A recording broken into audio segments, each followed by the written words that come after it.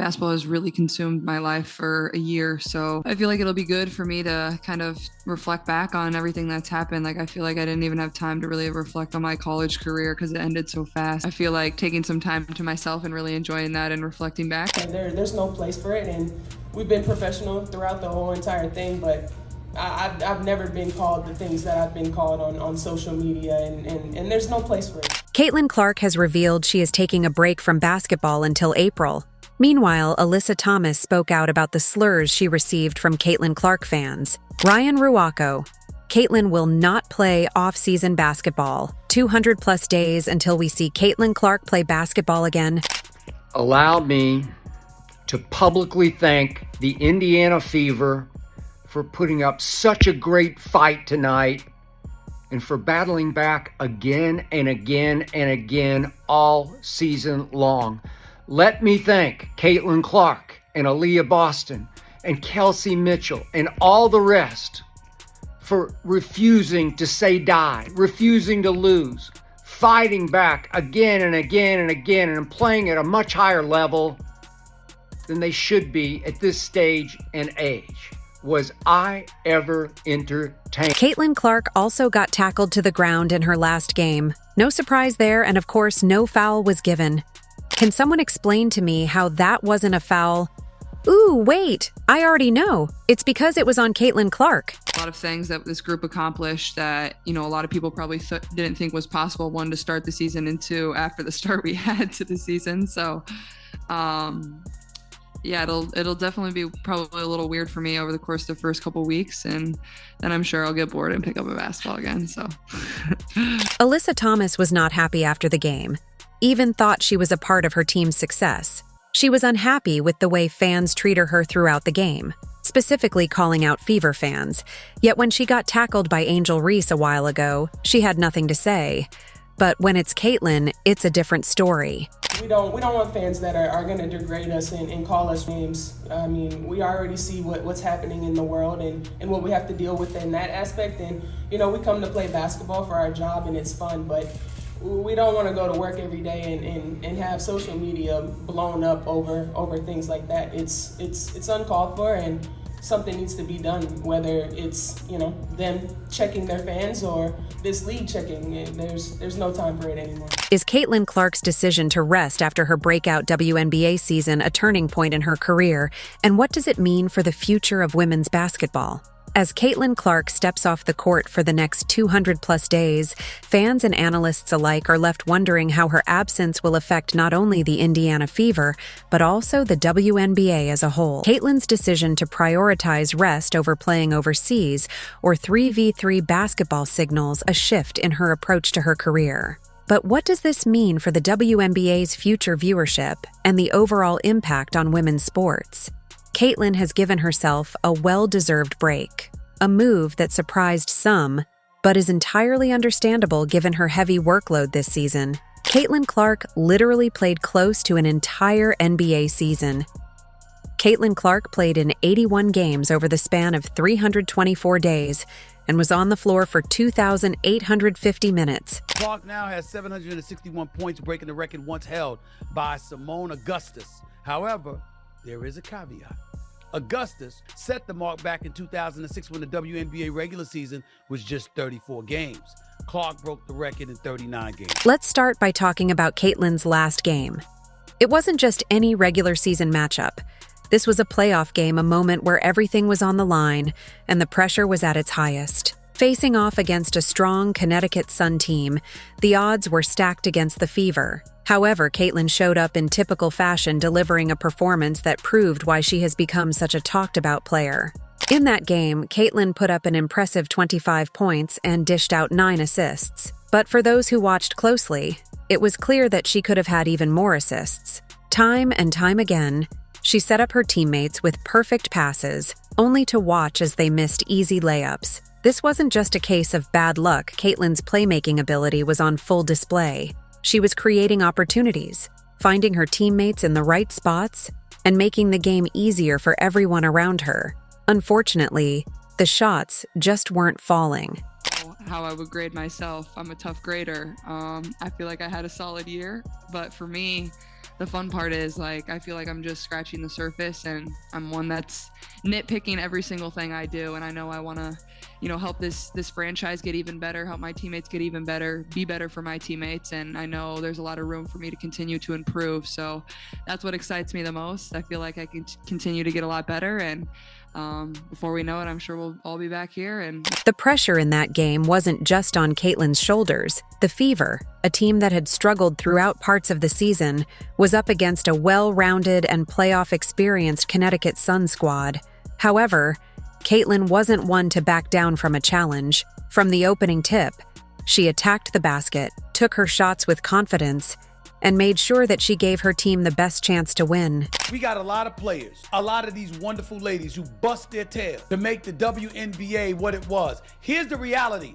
It wasn't what it is. The quality of basketball may have been up to snuff, and you had somebody as popular as Cheryl Swoops, who had her own signature shoe, had to deal with Nike and all of this other stuff. But the bottom line is, very few people gave a damn. Caitlin's last game might have ended in disappointment, but her season as a whole was nothing short of phenomenal. This was the year that Caitlin Clark solidified her place as one of the most exciting and talented players in the WNBA. From her scoring prowess to her ability to create for others, Caitlin was the heart and soul of the Indiana Fever.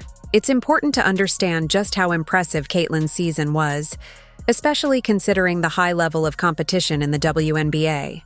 Every team in the league knew that Caitlin was the player to stop. Defenses were designed to slow her down, and opposing coaches constantly made adjustments to limit her impact. Yet Caitlin consistently found ways to perform at an elite level, night in and night out. Well, that was a lot of fun, watching Caitlin Clark's rookie season, which is now over. The Indiana Fever knocked out of the postseason by the Connecticut Sun in a 2-game sweep. And so we got to see the carryover from Iowa transition to the pro game, her ability to help develop a team's cohesion and chemistry. And we saw that work so well as the season went on. Clearly brought, like a magnet, phenomenal attention to the league, bringing new fans, a committed fan base, not just in her home arena, but bringing fans to away arenas and packing the houses and increasing different venues from smaller to larger because of their presence. It's been fun. Caitlin's ability to score from deep range is perhaps one of her most notable attributes. She has an uncanny ability to hit three-pointers from well beyond the arc, and she does so with incredible efficiency. This forces defenders to play her tight, opening up driving lanes that she can exploit with her speed and ball-handling skills. But Caitlin isn't just a scorer. She's also one of the best playmakers in the league, regularly dishing out assists and getting her teammates involved in the offense. In fact, Caitlin's playmaking is one of the reasons she stands out from other top scorers. While many players focus solely on putting points on the board, Caitlin has a unique ability to see the floor and make the right pass at the right time. Her 9 assists in her final game were a perfect example of this, and as mentioned earlier, she could have had even more had her teammates converted more of their opportunities. But beyond the numbers, what really set Caitlin apart this season was her leadership. As a young player, Caitlin took on a significant role for the Fever. She became the player that her teammates looked to in crucial moments. Whether it was hitting a big shot in the closing minutes or making a key defensive play, Caitlin was always there when her team needed her the most. This leadership, combined with her on-court talent, made her one of the most important players in the WNBA this year. I think it's really just the fans, her fans, the Iowa fans, now the Indiana fans that are like, they ride for her. And I respect that respectfully, but sometimes it's very disrespectful. I think there's a lot of racism when it comes to it, and I don't believe she stands on any of that. After such an intense and demanding season, it's no surprise that Caitlin has decided to take some time off. Many WNBA players choose to play overseas during the off-season, not only to stay in shape, but also to earn additional income. However, Caitlin has made the decision to skip overseas play and rest instead. For her, the choice was clear. She needed a break. It's worth noting that the WNBA season can be incredibly grueling, especially for players who take on as much responsibility as Caitlin does. Playing overseas might be tempting, but it also means continuing the same intense schedule with very little time for recovery. For Caitlin, the physical and mental toll of the season was enough to make her realize that rest was the best option. So will Caitlin Clark be a good pro? Absolutely. Will Caitlin Clark come into the WNBA and do what she's doing right now? Immediately? Absolutely not. Not gonna happen. Okay. Not on the In addition to skipping overseas play, Caitlin also decided not to participate in 3v3 basketball, a form of the game that has been growing in popularity. The fast-paced nature of 3v3 requires players to be sharp both offensively and defensively. And while it might have been a fun way to stay in shape, Caitlin knew that her body needed more than just a break from full-court basketball. She needed a complete rest, one that would allow her to fully recover and come back stronger next season. Caitlin's decision to rest is a mature one, especially for someone so young. Many players feel the pressure to keep playing, whether it's to stay in top physical shape or to maintain their place in the league.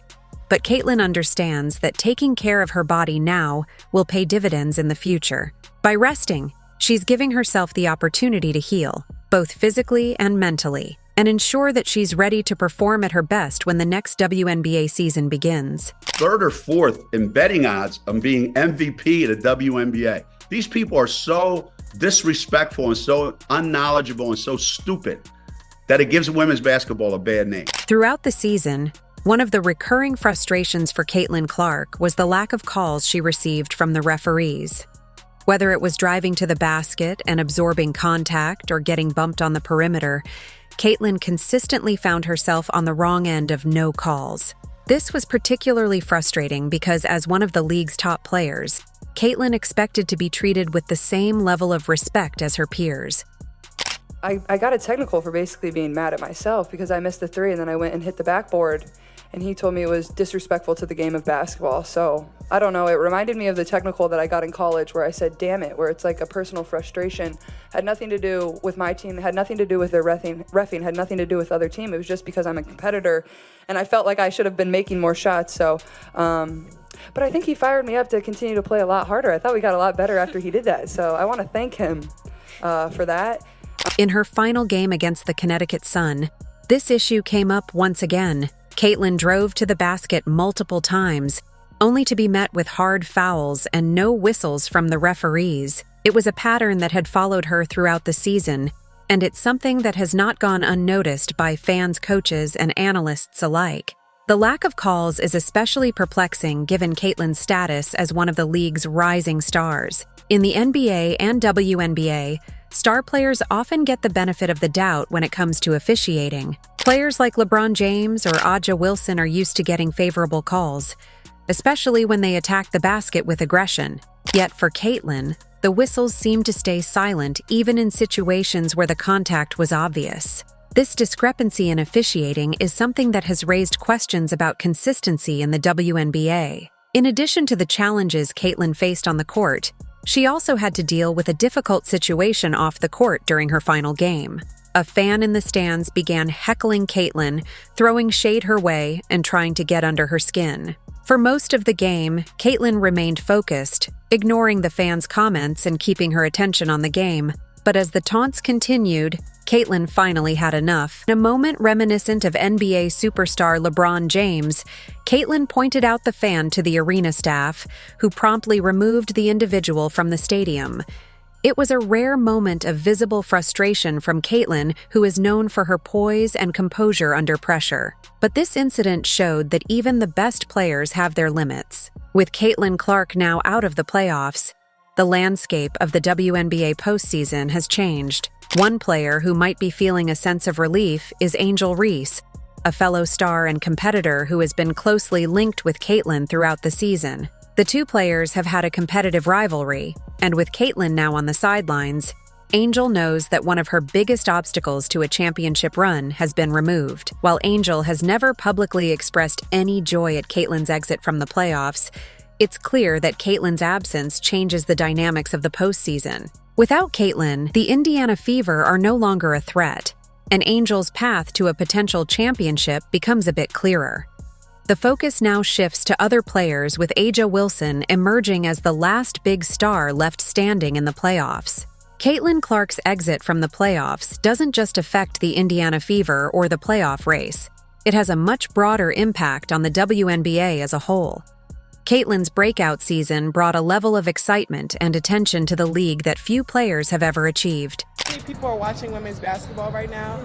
It all started from the national championship game, and I've been dealing with this for 2 years now. And understanding, negative things have probably been said about me, but honestly, I'll take that because look where women's basketball is. People are talking about women's basketball, but you never would think that we'd be talking about women's basketball. I'll look back in 20 years and be like, yeah, the reason why we watching women's basketball is not just because of one person. It's because of me too, and I want y'all to realize that. Fans tuned in specifically to watch Caitlin play, and her highlight reel performances became must-see TV. Now, with Caitlin on the sidelines, the WNBA is facing a significant challenge: how to maintain viewership and interest without one of its biggest attractions. It's no secret that the WNBA has been working hard to grow its fan base in recent years. The league has made significant strides in terms of marketing, broadcasting, and accessibility, but players like Caitlin are essential to keeping that momentum going. Without her on the court, the WNBA loses one of its most marketable and exciting players, and that could result in a noticeable dip in viewership and attendance. Obviously, people don't understand, if they think it's personal, but when I get between the lines, if friends or anything, if my teammate right here went to play for another team, I'm going to be competitive, I'm going to talk trash to her just because I'm super competitive and that's what we do. But off the court, we're going to kick it and have fun. So I think that's a part of the game, and just trying to normalize, trash talking is okay, but not taking it personal off the court. And obviously that has become a thing, and people are just trying to make it seem like it's something, but I love Caitlin, I love her game, and I admire everything that she's done. Caitlin Clark's impact on the WNBA goes beyond just her on-court performances. She has become a cultural figure, someone who has drawn new fans to the league and brought a level of excitement that hasn't been seen in years. Now that she's out of the playoffs, there's a sense of loss, not just for the Fever, but for the league as a whole. Caitlin brought something special to the WNBA, an energy and excitement that resonated with fans. Her absence will be felt, and it's clear that the WNBA will miss her presence. But if there's one thing we know about Caitlin Clark, it's that she'll come back stronger than ever. She's already shown that she has the talent, drive, and work ethic to be one of the best players in the world, and this break will only give her more time to recharge and refocus. When she returns next season, the WNBA will once again be electrified by her play, and fans will be eagerly awaiting her comeback. If you enjoyed, leave a like and subscribe. More videos are on screen now.